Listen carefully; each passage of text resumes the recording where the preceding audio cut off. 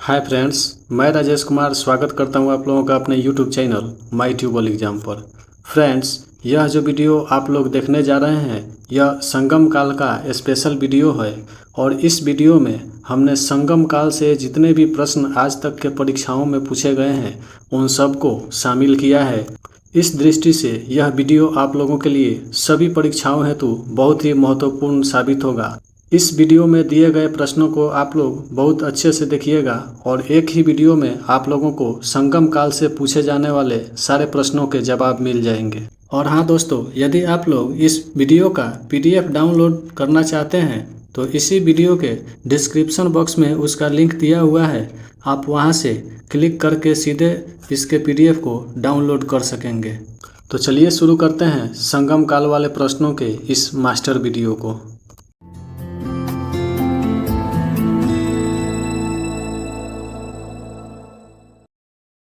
हमारा पहला प्रश्न है, संगम काल का मुख्य खाद्यान्न कौन सा था?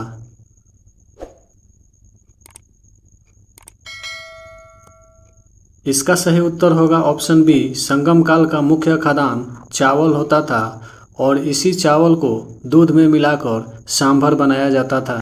हमारा दूसरा प्रश्न है, संगम काल में मोती खोजने का प्रमुख पतन था।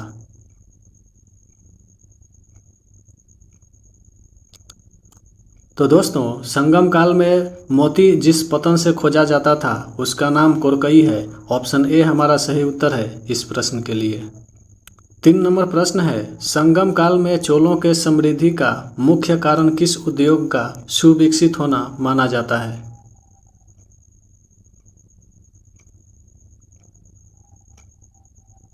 इसका सही उत्तर हो जाएगा ऑप्शन सी।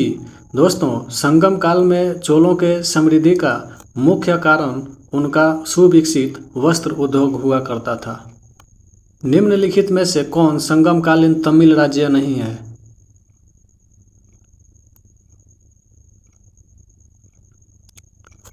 इसका सही उत्तर हो जाएगा ऑप्शन डी। यह राष्ट्रकूट जो है यह संगम काल का कोई तमिल राज्य नहीं है। हमारा 5 नंबर प्रश्न है, संगम साहित्य में व्यापारी वर्ग को क्या कहा गया है?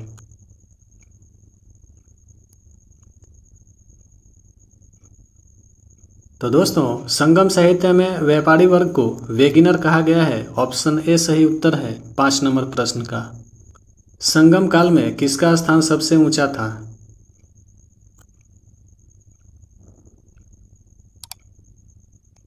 इसका सही उत्तर हो जाएगा ऑप्शन सी। संगम काल में ब्राह्मणों का स्थान सबसे ऊंचा हुआ करता था और दूसरे नंबर पर ये वेलार आते थे।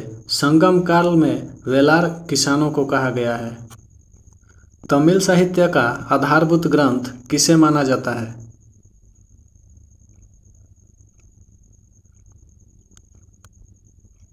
इसका सही उत्तर हो जाएगा ऑप्शन डी, कुड़ाल को। और दोस्तों, इस कुड़ाल की रचना तिरुवल्लुवर ने की थी। संगम का शाब्दिक अर्थ क्या होता है?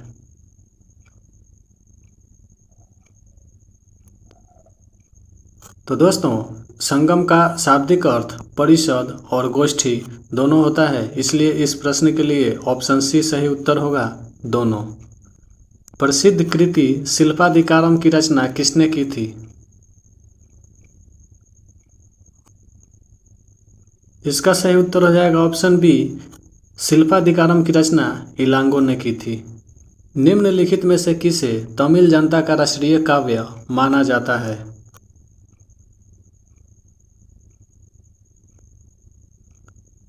इसका सही उत्तर हो जाएगा ऑप्शन डी। शिल्पाधिकारम को तमिल जनता का राष्ट्रीय काव्य माना जाता है।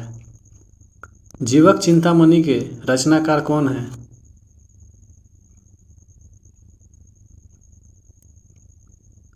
इसका सही उत्तर हो जाएगा ऑप्शन सी, तिरुतक देवर। इन्होंने जीवक चिंतामणि की रचना की थी और ऐसा कहा जाता है कि ये पहले चोल राजकुमार थे जो बाद में जैन भिक्षु बन गए।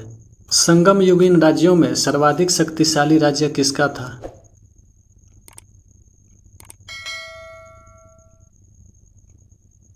इसका सही उत्तर हो जाएगा ऑप्शन बी, चोलों का। 13 नंबर प्रश्न है, राजा करिकाल किस राज्य का सर्वाधिक प्रतापी राजा था?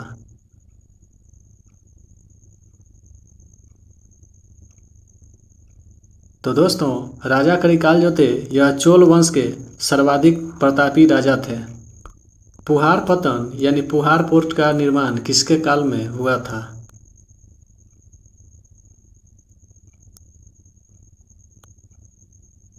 इसका सही उत्तर हो जाएगा ऑप्शन बी, करिकाल के काल में।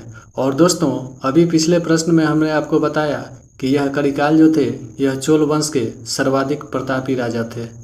संगम काल का दूसरा प्रमुख राज्य कौन सा था?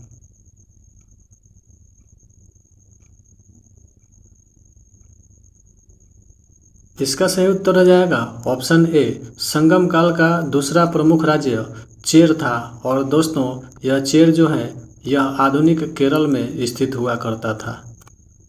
इसने अधिराज की उपाधि ग्रहण की एवं पतिनी नामक धार्मिक संप्रदाय को समाज में प्रतिष्ठित किया। दोस्तों, आप लोगों को बताना है कि इनमें से वह व्यक्ति कौन है।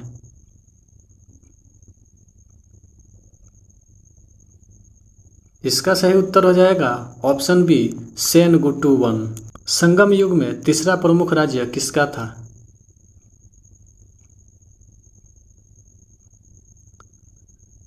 इसका सही उत्तर हो जाएगा ऑप्शन सी, संगम युग में तीसरा प्रमुख राज्य पांड्यों का हुआ करता था और इनकी राजधानी मदुरई हुआ करती थी। इनकी राजधानी को भी आप लोग याद रखेंगे।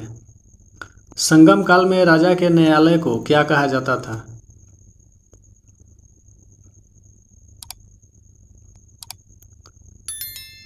इसका सही उत्तर हो जाएगा ऑप्शन डी, संगम काल में राजा के न्यायालय को मनरम कहा जाता था। और दोस्तों, इस नालवे को भी आप लोग याद रखेंगे। यह नालवे राजा के राजसभा को कहा जाता था। यह भी कभी कभी पूछ लिया जाता है। संगम काल में समय ज्ञात करने के लिए किसका प्रयोग किया जाता था?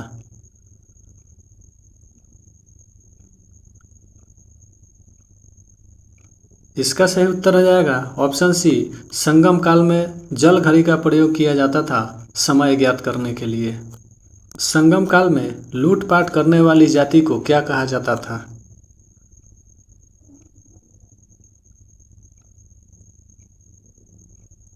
इसका सही उत्तर हो जाएगा ऑप्शन बी, संगम काल में ये मलवर जाति जो हुआ करती थी यह लूटपाट करने का कार्य करती थी। संगम काल में एनियर क्या था?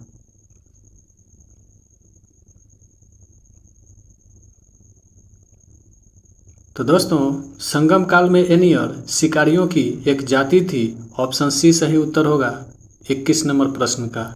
किस तमिल रचना में विवाह के 8 प्रकार की चर्चा मिलती है?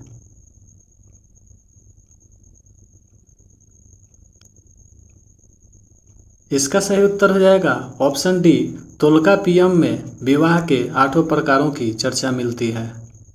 संगम काल में पुलैयन का क्या अर्थ होता था?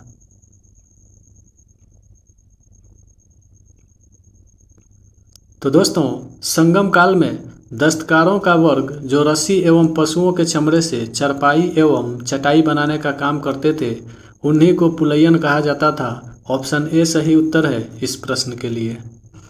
संगम काल में किस पक्षी को शुभ माना जाता था?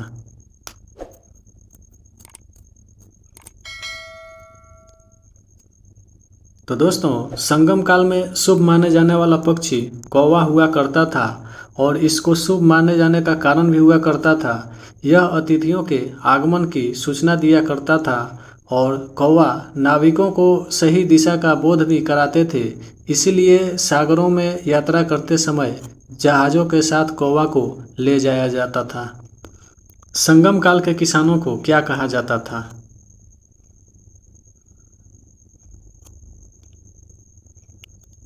इसका सही उत्तर हो जाएगा ऑप्शन डी, संगम काल के किसानों को वेलार कहा जाता था और किसानों के जो प्रमुख हुआ करते थे उन्हें वेलीर के नाम से जाना जाता था। और एक बात, यह पानर या विडेलियर जो होते थे यह नगरों में घूम घूम कर नाचने गाने का काम करने वाले को कहा जाता था। अरिकमेडु बंदरगाह किस वंश से संबंधित हुआ करता था?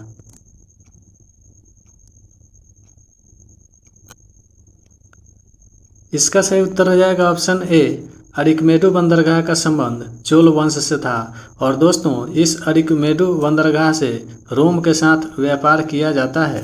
इसका प्रमाण है कि जब 1945 में यहाँ खुदाई की गई थी तो यहाँ से एक रोमन बस्ती मिली। तमिल देश के प्राचीन देवता कौन थे?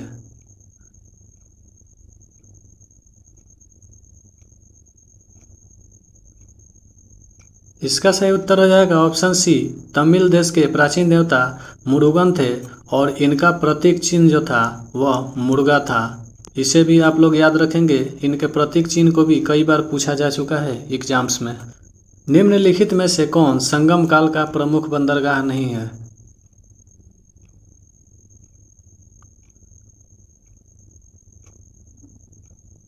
इसका सही उत्तर हो जाएगा ऑप्शन बी। यह एंक्रू जो है यह संगम काल का बंदरगाह नहीं है। और दोस्तों, इस कुरकोई के बारे में हमने पहले भी चर्चा किया। यह पांड्य वंश का एक बंदरगाह हुआ करता था और इस बंदरगाह से मोती खोजने का काम किया जाता था। संगम काल में ही सर्वप्रथम मानसूनी हवाओं के सहारे बड़े जहाज़ों से सीधे समुद्र पार कर सकने की विधि की खोज किसने की थी?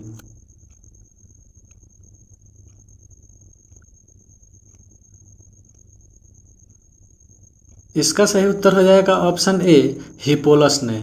और हिप्पोलस के बारे में आप लोग याद रखेंगे कि यह मिस्र के एक नाविक थे। संगम काल में वीरगति प्राप्त सैनिकों के समाधियों पर गाड़े जाने वाले पत्थरों को क्या कहा जाता था?